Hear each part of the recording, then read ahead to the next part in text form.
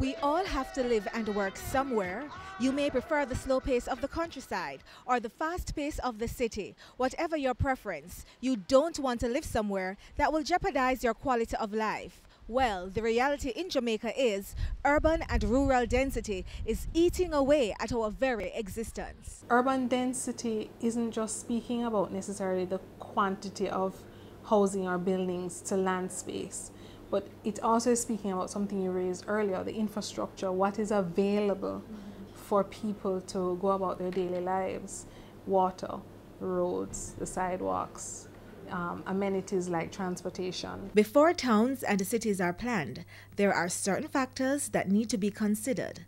Lecturer at the Faculty of the Built Environment at the University of Technology, Jacqueline Douglas Brown, explains. It involves basically the planning, the future of our cities, our towns, our communities, looking at not just the physical attributes, but the social, the psychological attributes and how they interact with each other to create places or spaces that we want to live in and work in and play in. Marcia Henry Martin, Director of Urban and Regional Planning at the Ministry of Local Government and Community Development, agrees. Traffic management and transportation to environmental considerations, use of natural resources, the availability of housing, your population growth, how the population is distributed, and the kinds of demands they would have on your services. These demands may include demand for education, for employment, for health. Since we know what it takes to properly design our towns, why is it not happening? A lot of our small towns and a lot of our small cities in Jamaica are currently experiencing high density, urban crush, the intermingling of taxis and buses and people walking, people plying the streets, people trying to buy, people going to the market and so on. And just talking about it, you start to feel the rush and the hurry. Urban planners say it is a historic problem, dating back to pre-colonial times, and until now, little has been done to manage the land use patterns or designs. Spanish Town being a case in point. This failure to plan can also be linked to many social problems: squatting, crime and violence, unemployment. I think Jamaicans are incredible because I think we've been in a crisis for a long time and we just somehow manage to function. Because if you have to wait to get a bus in the morning to go to school for an hour and a half or 2 hours, that's a crisis. Almost all our towns have been affected. But density can affect rural areas as well.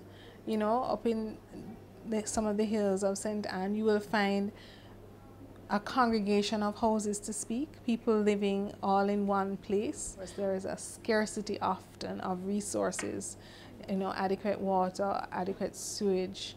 There is an important element of planning that seems to be ignored many times. It is so important to remember people, that people inhabit places. How the places that we organize and design are going to affect how people live.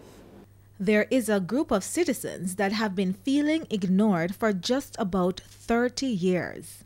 We have experienced problem noise, pollution, and we have excess traffic. If it has been very strenuous, you know, it took a lot of time and patience in order to get to all the different agencies, have meetings and, you know, hoping for results, but no result.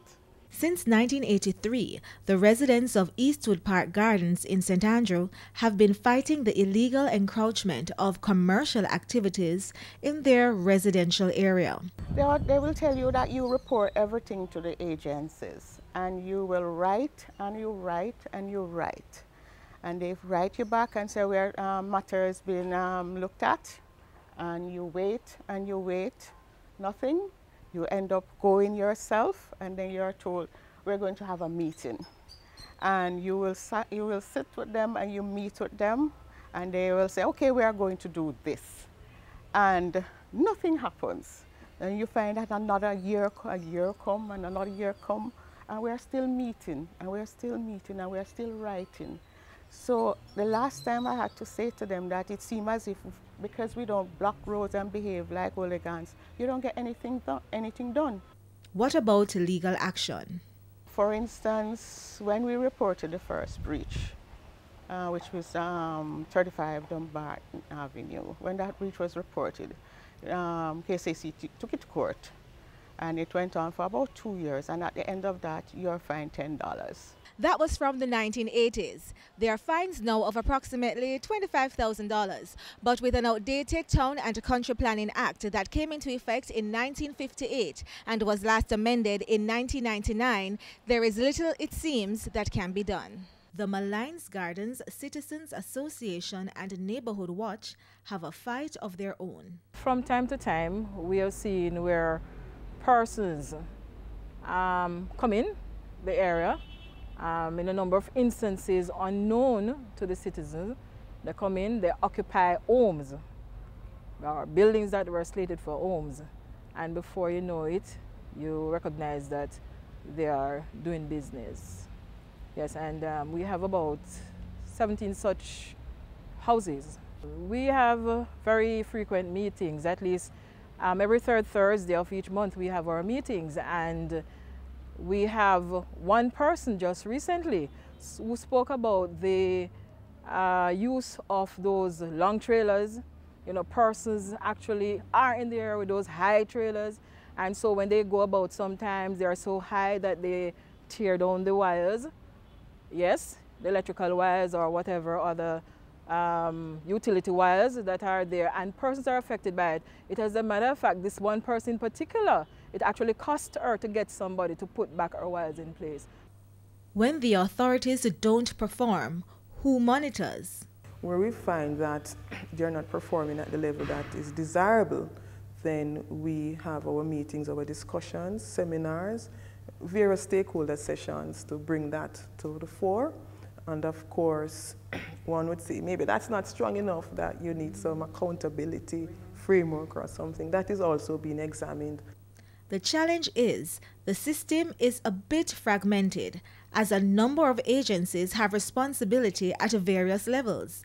There is the National Environment and Planning Agency, NEPA. There is the Ministry of Water, Land, the Environment and Climate Change, and of course the Parish Council and the Local Government Ministry. Many times residents are at a loss as to where to go. But could there be some hope on the horizon? The Local Government Ministry thinks so.